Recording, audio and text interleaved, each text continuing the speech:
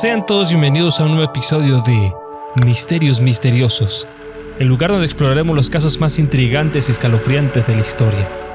En este programa tendremos varios misterios a tratar. Vamos con los titulares. Un misterioso triple asesinato en Finlandia que sigue sin resolverse hasta la actualidad. ¿Qué es en realidad la web profunda? Y el intrigante misterio de la combustión espontánea. No te vayas, comenzamos. Hoy vamos a viajar a Finlandia, al lago Bodom, donde ocurrió uno de los crímenes más brutales y enigmáticos de ese país. ¿Quién fue el asesino? ¿Qué motivos tenía? ¿Por qué nunca fue atrapado?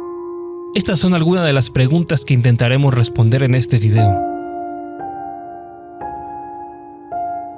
El lago Bodom es un hermoso y tranquilo lugar rodeado de bosques y colinas. Es un destino popular para los amantes de la naturaleza y el camping, pero también es el escenario de una pesadilla que marcó para siempre a la sociedad finlandesa.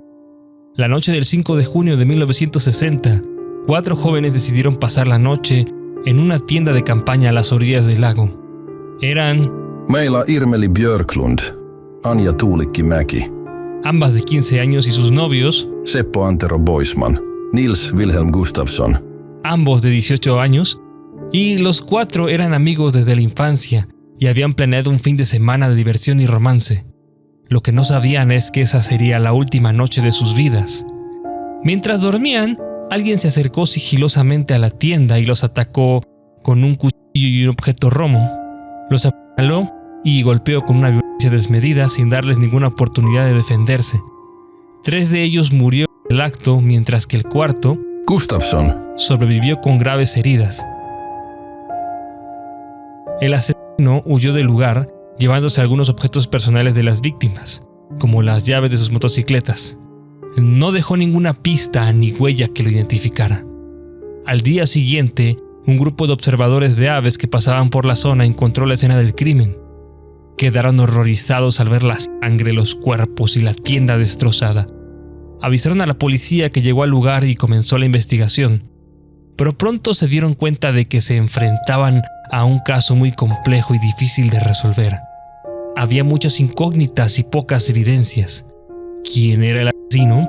¿Qué motivos tenía? ¿Conocía a las víctimas? ¿Actuó solo o con cómplices? ¿Por qué dejó vivo a Gustafsson, ¿Qué hizo con los objetos robados?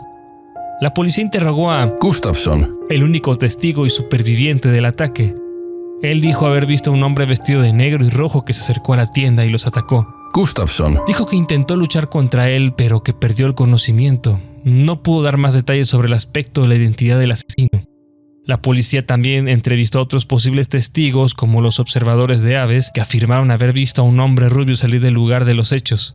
Sin embargo, ninguna de estas pistas condujo a un sospechoso concreto.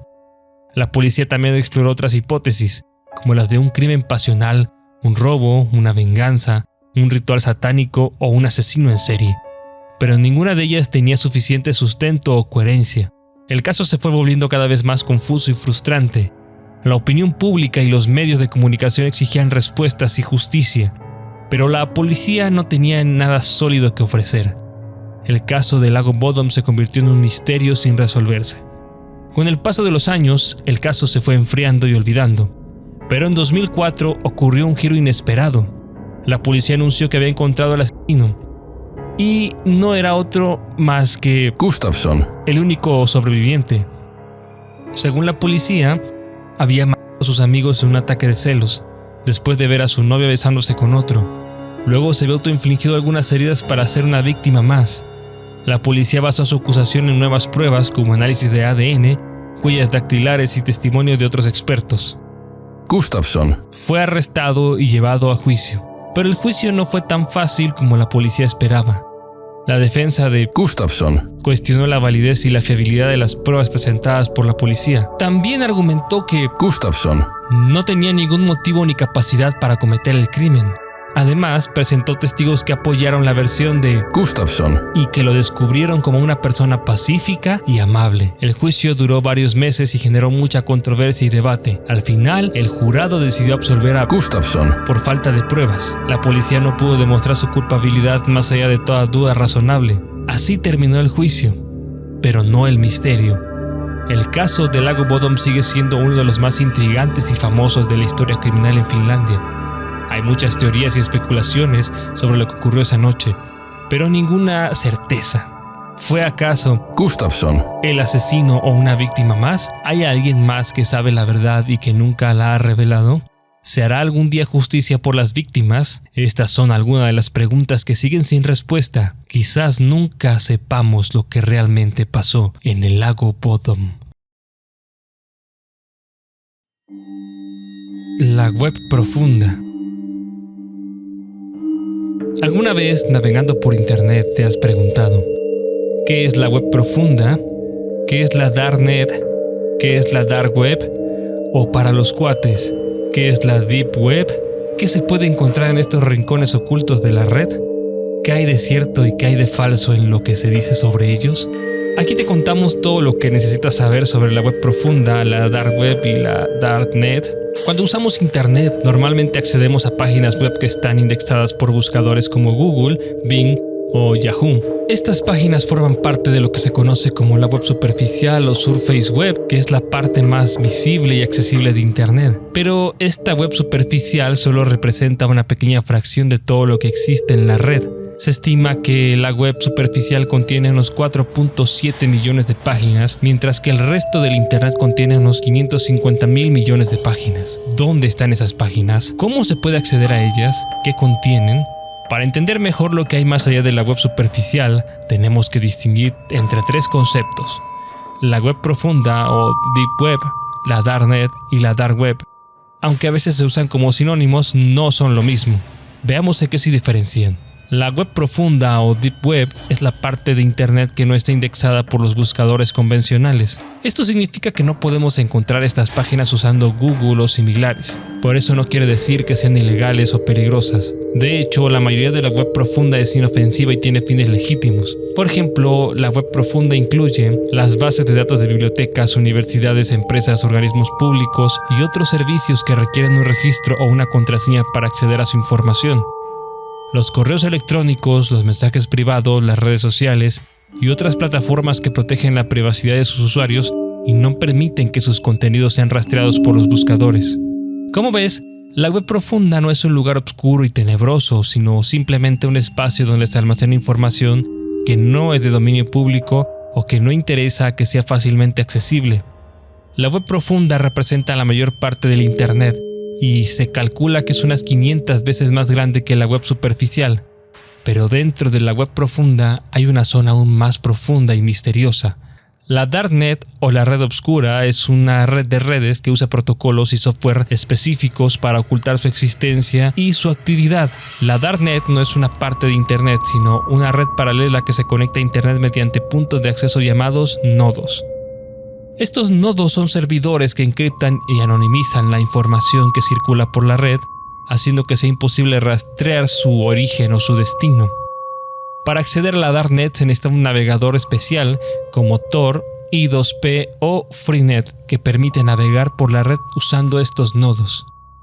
La darknet tiene usos varios, entre ellos legítimos como la protección de la libertad de expresión, la privacidad o el activismo, el periodismo o la seguridad informática. Pero también tiene usos ilegales como el tráfico de drogas, armas, personas, datos, malware o servicios de hacking. La darknet es el lugar donde se cometen muchos de los delitos cibernéticos más graves y donde se pueden encontrar todo tipo de contenidos ilícitos, violentos, pornográficos o extremistas. La darknet es la zona más peligrosa y oculta de internet y se estima que representa menos del 0.1% de la red. Dentro de la darknet hay una parte que se conoce como la dark web o web oscura. La dark web es un conjunto de páginas web que están alojadas en la darknet y que solo se pueden acceder usando los navegadores especiales que hemos mencionado. La dark web es una parte de la web profunda, pero no toda la web profunda. La dark web es un lugar donde se encuentran los mercados negros, los foros clandestinos, los sitios de terrorismo, los servicios de asesinato, las redes de pedofilia y otros contenidos que escapan al control de las autoridades y de la moral. La Dark Web es el lado más oscuro y tenebroso de Internet y se calcula que tiene unas 200.000 páginas. Como ves, la web profunda, la Darknet y la Dark Web son conceptos diferentes que se refieren a distintas capas de Internet, pero también son conceptos que generan mucha confusión, desinformación y mitos. Algunos de estos mitos son que la web profunda es ilegal y peligrosa. Esto es falso, ya que la web profunda es simplemente la parte de Internet que no está indexada por los buscadores, que contiene mucha información legítima y útil.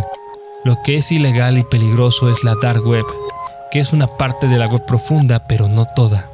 Que la Darknet y la Dark Web son lo mismo. Esto es falso, ya que la Darknet es una red de redes que usa protocolos y software específicos para ocultar su existencia y su actividad, y la Dark Web es el conjunto de páginas web que están alojadas en la Darknet y que solo se pueden acceder usando navegadores especiales. La Dark Web es una parte de la Darknet, pero no toda. Que la Dark Web es un lugar donde se puede encontrar de todo. Esto es falso, ya que la Dark Web es un lugar muy difícil de navegar y de encontrar y de confiar. La mayoría de los sitios de la Dark Web son inaccesibles, inestables, fraudulentos o peligrosos. Además, muchos de los contenidos que se dicen que existen en la Dark Web son falsos, exagerados o inventados, como el nivel Mariana, las cámaras rojas, los juegos de la muerte o los experimentos humanos. La Dark Web no es un lugar donde se pueda encontrar de todo, sino un lugar donde se puede perder de todo. Estos son solo algunos de los mitos y verdades de la web profunda, la Darknet y la Dark Web. Como has visto, Internet es un lugar muy, pero muy complejo, donde se esconden secretos, peligros y misterios. Pero también es un lugar donde se puede aprender, comunicar y crear. Lo importante es saber cómo usarlo, cómo protegerse y cómo respetar las leyes de la ética.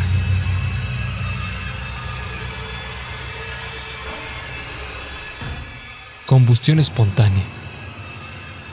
¿Es posible que un cuerpo humano se prenda fuego sin ninguna causa aparente? ¿Qué explicación tiene este extraño suceso? ¿Qué evidencias existen de que haya ocurrido realmente? Aquí te contamos todo. La combustión espontánea es el término que se utiliza para describir el concepto de que un cuerpo vivo o recientemente fallecido puede arder sin ninguna fuente externa de ignición. Según esta idea, el fuego se origina dentro del cuerpo de la víctima y la reduce a cenizas casi en su totalidad. Este fenómeno ha sido reportado desde el siglo XVII y ha generado multitud de teorías, hipótesis y especulaciones. ¿Pero hay alguna base científica para creer en la combustión espontánea? Veamos algunos ejemplos históricos y actuales de este supuesto fenómeno. Uno de los primeros casos documentados de combustión espontánea fue el de la condesa Cornelia Sangheri-Bandi, una noble italiana que murió en 1731. Según el relato de su médico, la condesa se retiró a su habitación después de cenar y al día siguiente fue encontrada convertida en un montón de cenizas, con solo las piernas y la cabeza intactas. El médico concluyó que la condesa había sufrido una combustión espontánea causada por el alcohol que había consumido y los gases que se habían acumulado en su cuerpo. Otro caso famoso fue el de Mary Reeser, una viuda estadounidense que murió en 1951. Su hijo la visitó el día anterior y la dejó sentada en su sillón, fumando un cigarrillo. Al día siguiente, una vecina fue a verla y encontró la puerta de su apartamento muy caliente. Al entrar, vio el cuerpo de Mary reducido a un pequeño montón de cenizas, con solo el pie izquierdo intacto. El sillón y la alfombra estaban también quemados, pero el resto del apartamento estaba intacto. La policía determinó que Mary había muerto por el efecto mecha, un proceso en el que la grasa corporal se derrite y alimenta al fuego como en una vela. Un caso más reciente fue el de Michael Faherty, un irlandés de 76 años que murió en 2010. Su cuerpo fue encontrado en su casa parcialmente quemado junto a una chimenea. Sin embargo, el forense no encontró ninguna evidencia de que el fuego hubiese sido causado por la chimenea o por otra fuente externa. Tampoco encontró señal de que Michael hubiera intentado escapar o pedir ayuda. El forense dictaminó que Michael había muerto por combustión espontánea, una conclusión muy controvertida y poco habitual. Estos son solo algunos de los casos que se han atribuido a la combustión espontánea, pero hay muchos más. Algunos de ellos tienen puntos en común, como el hecho de que las víctimas suelen ser personas mayores, obesas, alcohólicas o fumadoras, y que suelen quedar solas algunas partes del cuerpo sin quemar, como las extremidades o la cabeza. También se ha observado que el fuego suele estar confinado al cuerpo de la víctima y a los objetos cercanos sin afectar el resto del entorno. Pero entonces, ¿qué explicación tiene este fenómeno? ¿Qué lo provoca? ¿Qué lo impide? La verdad es que la ciencia no ha podido dar una respuesta definitiva a estas preguntas. No existe ninguna prueba de que el cuerpo humano pueda generar el calor suficiente para arder sin una fuente externa de ignición. Tampoco existe ninguna sustancia o reacción química que pueda causar la combustión espontánea. La mayoría de los científicos y expertos rechazan la existencia de este fenómeno y lo consideran un mito o una superstición. Según ellos, los supuestos casos de combustión espontánea se deben a causas naturales o accidentales que han sido ignoradas o malinterpretadas. Algunas de estas causas son el efecto mecha, que ya hemos mencionado y que consiste en que la ropa o algún tipo de tela que cubre un cuerpo empieza a arder lentamente por efecto de una chispa o una llama tenue. Mientras la tela arde, la grasa corporal se derrite y es absorbida por la misma tela ya carbonizada, lo que actúa como la mecha de una vela, produciendo así una llama suave y estable. Este tipo de llama puede arder por horas y carbonizar las partes del cuerpo en contacto con la tela sin llegar a afectar al resto del cuerpo. También está el efecto chimenea, que se produce cuando el cuerpo de una persona que ha muerto por causas naturales o accidentales queda expuesto a una fuente de calor como una chimenea, un radiador, un cigarrillo o un rayo. El calor hace que el aire dentro del cuerpo se expanda y salga por las vías respiratorias, creando una corriente ascendente que atrae más aire y más calor. Esto hace que el cuerpo se queme desde dentro hacia afuera, dejando solo algunas partes sin quemar. El efecto pirofórico, que se refiere a la capacidad de alguna sustancia de inflamarse al entrar en contacto con el oxígeno. Algunas de estas sustancias son el sodio, el fósforo o el níquel Raney, que se ha especulado que algunas personas podrían tener una concentración anormal de esas sustancias en su organismo, lo que podría provocar su combustión espontánea. Sin embargo, no hay ninguna evidencia de que esto sea posible o de que haya ocurrido alguna vez. Estas son algunas de las posibles explicaciones científicas para los casos de combustión espontánea, pero no son las únicas. También hay otras hipótesis más extravagantes y paranormales, como la intervención divina, la maldición, el karma, la telequinesis, el estrés, la electricidad estática o el gas metano. Pero ninguna de estas hipótesis tiene algún fundamento o alguna prueba de que las respalde. Son solo conjeturas o fantasías que intentan dar sentido a un fenómeno que no tiene sentido. Y hasta aquí el video del día de hoy. Cuéntanos qué te ha parecido, qué te parece este nuevo formato, qué temas te gustaría que abordáramos en futuras entregas. Espero que te haya gustado y que te haya hecho pensar. Si te ha gustado, dale like, comparte y suscríbete al canal. Y si tienes alguna opinión o sugerencia sobre los casos, déjala en comentarios. Nos vemos en el próximo episodio de Misterios Misteriosos. Hasta pronto.